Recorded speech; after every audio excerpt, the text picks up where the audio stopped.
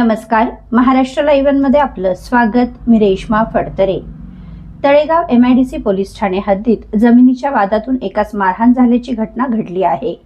याबाबत पोलिसांनी दिलेल्या माहितीनुसार दिनांक 19 जानेवारी रोजी दुपारी 12:30 वाजण्याच्या सुमारास सुदुमरे गावच्या हद्दीत फिर्यादी गोरख सीताराम गाडे वय वर्ष 43 हे जमिनीची मशागत करत असताना आरोपी समीर ज्ञानोबा गाडे वय वर्ष 30, सतीश महादू गाडे वय वर्ष 35, संग्राम बाळासाहेब गाडे वय वर्ष 30, शिवाजी महादू गाडे वय वर्ष 50 यांना फिर्यादी यांनी तुम्ही तुमचे क्षेत्र तेवढेच करा, आमच्या क्षेत्रात तुम्ही येऊ नका असे म्हटल्याने आरोपींपैकी 2 जणांनी फिर्यादी यांना पाठीमागून पकडले व एकाने घरातून हॉकी स्टिक आणून फिर्यादी यांच्या डोक्यात मारून त्यांना जखमी केले म्हणून तळेगाव MIDC पोलीस ठाण्यात गुन्हा दाखल करण्यात आला आहे।